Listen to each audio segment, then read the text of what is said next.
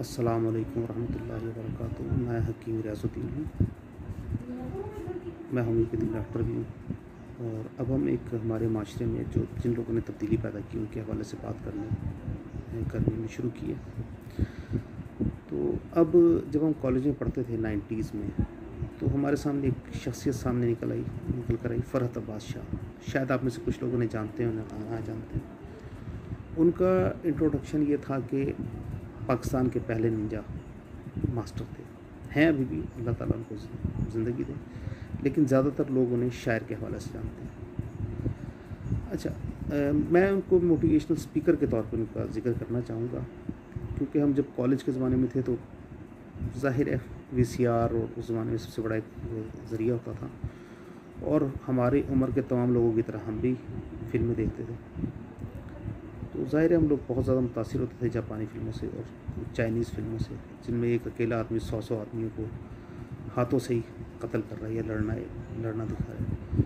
तो सरकारी सतह पर फ़रहत अब्बास शाह, क्योंकि एक टैलेंटेड आदमी हैं, उनको भी मौका मिला जिसमें उन्होंने मुख्तलिफ़ किस्म की ब्लॉकिंग की टेक्निक्स सिखाई, ये वो सारा। लेकिन उसके बाद मैंने इनको 2005 में ग़ालिबन दोबारा देखना शुरू किया। मैं पता इनका ये नज़र आना शुरू हो गया। तो मतलब कॉलेज लाइफ में तो आदमी बहुत जल्दी मुतासिर होता है, और हम इनसे मुतासिर भी थे और कुछ टेक्निक्स इस्तेमाल इनकी करने की कोशिश भी करते थे, और किसी दर्जे में ख्वाहिश भी थी कि इनके शागिर्द बने। वो अल्लाह ताला को नहीं मंजूर था। उसकी जगह पर हम बजाय इसके क्योकुशन और ताइक्वांडो की तरफ ही ज़्यादा रुझान रहा। अब जब मैंने कासिम अली शाह साहब की दोबारा पोस्टें देखनी शुरू की, तो मुझे उनमें एक ऐसा मोटिवेशनल स्पीकर नज़र आना शुरू हुआ जो माशरे में तब्दीली पैदा कर रहा है। फिर उसके बाद ये मुख्तलिफ़ किस्म के प्रोग्रामों में नज़र आना शुरू हुआ। प्रोग्रामों में फ़रहत अब्बास शाह साहब का जो अंदाज़ था, एक नासे का था, बहुत उम्दा इनका। उसके बाद आफ्ताब इकबाल साहब के साथ इनके कुछ प्रोग्राम मैंने देखे, बहुत ही उम्दा प्रोग्राम थे। फ़रहत अब्बास शाह साहब एक बहुत हसास दिल के आदमी, एक शायर हैं। आपका ग़ालिबन एक से ज़्यादा शेरी मजमूआ छप भी चुका है। अब क्योंकि हमारे पास टाइम कम होता है, हमने अपनी तिब्बी कुतुब भी पढ़नी होती हैं, फिर हमने अपना कुछ जो दीनी कुतुब का ही मुतालिया लगातार करना पड़ता है, तो अब इतना टाइम तो मौजूद नहीं होता कि हम उनकी शेर व शायरी की तरफ नज़र करें। वो हमारे लिए ऐसे होता है कि रेलेवेंट टॉपिक्स हैं। तो इनकी एक से ज़्यादा किताबें पब्लिश हो चुकी हैं, तो यकीन है गुमाने गालिबा यकीनी तौर पर एक किताब तो इनकी यकीनन छप ही चुकी है। फ़रहत अब्बास शाह साहब भी उन लोगों में से हैं जिन्होंने नई अंदाज़, नए फ़िक्र को हम लोगों के सामने पेश किया, बताया। रेवोल्यूशनिस्ट थे।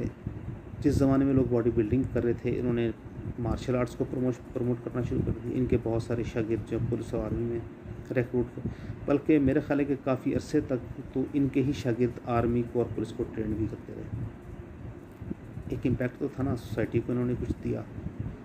अगर कुछ ले रहे हैं सोसाइटी से, तो सोसाइटी को इन रिटर्न कुछ पे भी तो करना चाहिए ना। तो अख्तर अब्बास शाह साहब उन लोगों में से जिन्होंने सोसाइटी को बहुत कुछ दिया। अब उसके बाद मैंने देखा तो फ़रहत अब्बास शाह साहब के साथ उनका साहबज़ादा भी मुझे नज़र आना शुरू हुआ। उसके बाद पता नहीं क्या हुआ, इनकी मज़ाहिया वीडियोज़ अपलोड होनी शुरू हो गई। मैं हैरान हो गया, मुझे कुछ इनका मोटिव समझ नहीं आ सका। लेकिन बहरहाल FM रेडियो पर भी और आफ्ताब इकबाल साहब के साथ भी फ़रहत अब्बास शाह साहब ने जितना भी संजीदा काम किया, बहुत ही शानदार है, और मोटिवेशनल स्पीकर के तौर पर उनका नाम मेरा ख़्याल है कि ज़िंदा रहेगा। अब उन्होंने कुछ अजीब व गरीब मज़ाहिया किस्म की वीडियोज़ अपलोड की हैं, पोस्टें अपलोड की हैं, तो उनसे हम सरफ़ नज़र करते हैं, और फ़रहत अब्बास शाह साहब की दुआ गो हैं कि अल्लाह ताला उनके इल्म और अमल में पुख्तगी पैदा फरमाए और उनको तरक्की अता फरमाए, और वो जो तब्दीली हमारे माशरे में लाना चाहते हैं वो तब्दीली पैदा हो, क्योंकि हमें तब्दीली की ज़रूरत है। हम उस सोसाइटी में उस नहज पर नहीं रहते कि जहाँ पर हम किसी नए सोच और नए नज़रिए को रद्द करवा सकें, किसी गलत सोच और गलत अप्रोच को अपने माशरे से निकलवा सकें। अभी हम लोग नापुख्ता कार माशरे में रहते हैं, जिसमें हम बहुत जल्दी गैरों के अफ़कार को इख्तियार कर लेते हैं और बहुत जल्दी राह रास्त से भटक जाते हैं। तो अख्तर अख्तर अब्बास शाह साहब, फ़रहत अब्बास शाह, कासिम अली शाह साहब और डॉक्टर जावेद इकबाल साहब जैसे लोग, ऐसे और इस लिस्ट में बहुत ज़्यादा नाम हैं जो हमारे माशरे में इस तब्दीली को पैदा करवा रहे हैं, जिसमें एक आज़ाद सोच, एक आज़ाद फ़िक्र पैदा हो, लोगों में एक नई जस्तजू, एक नई तहरीक पैदा हो कि यार अब हम करें क्या, अपने आप को एक आज़ाद कौम के तौर पर कैसे मैच्योर करना है। अस्सलाम वालेकुम रहमतुल्लाह।